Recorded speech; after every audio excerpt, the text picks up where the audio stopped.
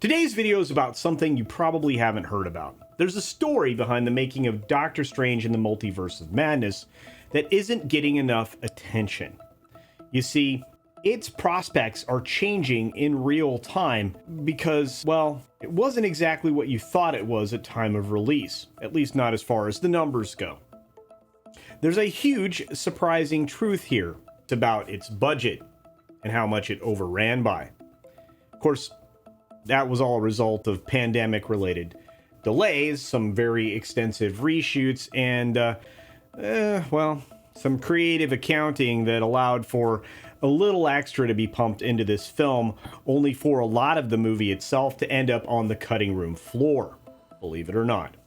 Sadly, this resulted in Sam Raimi's return to Marvel that left fans confused and unsatisfied, despite an exorbitant amount of money. Once again, the Fellowship was right, but that's not surprising now, is it? Here we go. Okay, friends, this video is going to be a short one, so we're going to start with a dad joke. I know how you love those. There's no trust there anymore. What did Doctor Strange say when he saw the huge budget overruns and the future poor performance of this film? I guess I can add financial mystic to my list of ever-growing powers. Aha! Not a joke. That was not even a joke. No? All right. So as not to bury the lead here, because I don't want to keep you hooked for that long, because there's a lot of information here, but we'll start right at the beginning with the most mind-blowing thing you've heard. In a surprising turn of events, the budget blowout Forbes just revealed recently discloses that Doctor Strange and the Multiverse of Madness exceeded its reported budget by nearly $100 million. And as surprisingly stunning as that may be, it gets far, far worse. You see, the film originally was estimated to have a budget of around $200 million, and that was reported. And the sequel's actual production costs, well, soared well beyond that to approximately $349 million. However, there was a small tax incentive in the UK that reduced that cost by $54.5 million. And that reimbursement came courtesy of the UK government plan to give tax breaks to, well, productions that are done in country. So the final budget is actually, well, or could be through some creative accounting, $294.5 million. Now, let's accept this. The film was plagued by a ton of delays, which truly didn't help it at all, and again led to a lot of things just stopping and starting. Well, many films during that period of time, Little setback, huh? at least during that particular year, like Doctor Strange and the Multiverse of Madness, faced numerous delays, obviously due to the ongoing pandemic.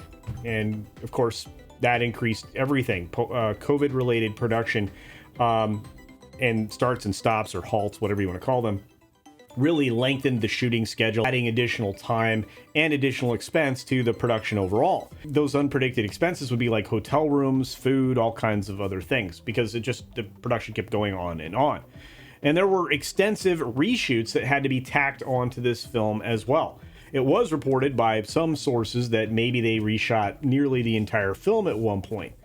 But who's to know if that's exactly true? We do also know that there were many, many creative differences on this film, which, believe it or not, seems to be the rule for Disney and not the exception any longer. Let this sink in, though. In this case, the film's budgetary woes were largely exasperated and compounded by extensive reshoots that were reported, like I just was talking about, and now some that we find out were unreported. There you go. Marvel Studios made tons of changes constantly. There were entire sequences that were shot, reshot. You had a whole bunch of wasted cameos, things that were filmed multiple times with people that were supposed to be in the film for a considerable period of time, only for the bulk of that to actually be left on the cutting room floor, which doesn't help the production costs. And all of this chaos, which would have been preventable, only showed up because they didn't have a plan. There was no solid plan when it came to developing the multiverse saga. None of it. And that's, well, why key creatives were constantly involved in a tug of war over what their vision was. And not only that, a lot of key creatives involved just in this film production alone had never seen WandaVision, and, well, they had no frame of reference for Loki either. And worse yet, many of the people involved in the project were instructed not to catch up on any of those things or do any research about the project that they were making, because that would influence and further convolute what they were trying to do with this, which it doesn't seem like they even knew what they were doing. You have to have a plan, folks, and this one didn't have it. So ultimately, we get to the end. When the film releases out there, it was widely touted as the only financial success for the entirety of Phase 4. Doctor Strange in the Multiverse of Madness was supposedly delivering, well, somewhat of a profit, but we'll get there in a moment. The film itself obviously didn't deliver in the box office in the way that was satisfying, as I mentioned at the top of the video. But it was a very confusing experience for most cinema goers, especially people who had some background or understanding about what the multiverse actually was and what this particular story was supposed to be. Now, in my own reviews on other channels, and I didn't make one on my own because, well, by the time I got around to doing that, I'd already said pretty much all I wanted to say. And if I recall correctly, what I said then was it felt like a Sam Raimi movie that wasn't made by Sam Raimi. I don't get it. If that makes any sense. It fell short of, well, a lot of expectations for fans of Sam Raimi. Again, it felt kind of like an imposter kind of a creation. And the film, gathered some worldwide acclaim for some reason, I'm not sure why. And it made, at the end of the day, a worldwide box office number of $952.2 million, at least during the course of its theatrical run. And of course, based on that number and, well, the reported budget and obviously the promotion, advertising, and all of that, it kind of tied up a tidy little $50 million profit. Not very much for a film from Disney, but at least that's what everybody was led to believe, so a lot of people just washed their hands of it, and there you go. You had one successful film financially in Phase 4. But it turns out that any profit from the film was realized from the lovely folks in the UK granting that tax savings that I mentioned. $54 million worth of that, which indicates to me this film would have been $4 million in the hole if that hadn't happened. Disney actually should go out and thank all the good taxpayers in the UK for handing their tax money straight to the company, right? Now let's put a little icing on this cake from the Forbes article where a lot of this information can be found. First and foremost, Deadpool 3, I've got some bad news for you. You see, fans of the new film are going to get to take a tour through a multiverse of his own, and not really the one that you want to. Believe it or not, I'm not joking. This multiverse film that Deadpool 3 is going to be rough. And amid the buzz surrounding the Deadpool 3 film, I learned that, well, there's some things in there I didn't want to know, like Hugh not being Wolverine, possibly. I hope that's wrong. Not to mention the fact that Ryan Reynolds it's been widely reported, is not going to be able to improvise his performance like he's done in every other appearance of Deadpool. Why? Well, because he's actually a writer on the film, and because of the writer's strike right now, and if they go forward with their shooting schedule, he can't rewrite it on the fly by improvising. So what's on the page is what you're going to get on the screen, so it's not going to feel authentic. Wait.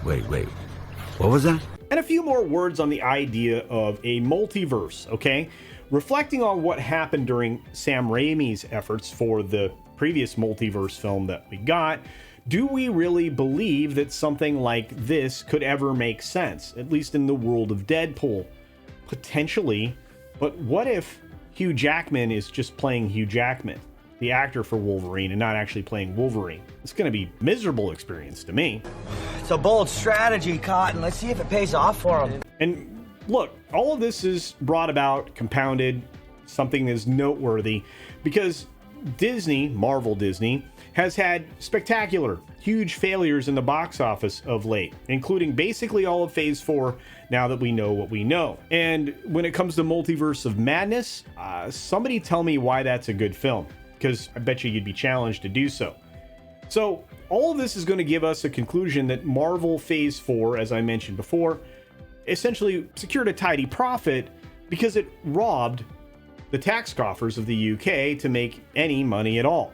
all 50 million of it. Once again, I ask all my UK friends, hello everybody, let me know if you received a proper thank you from Disney for your tax. I don't think you did. So with all of that out there right in front of you, with the behind the scenes budget details of Doctor Strange, the Multiverse of Madness, and all that in the rearview mirror, and what do you think about the terribly irresponsible budget practices at all of the Disney brands when it comes to filmmaking? Let me ask just one more question.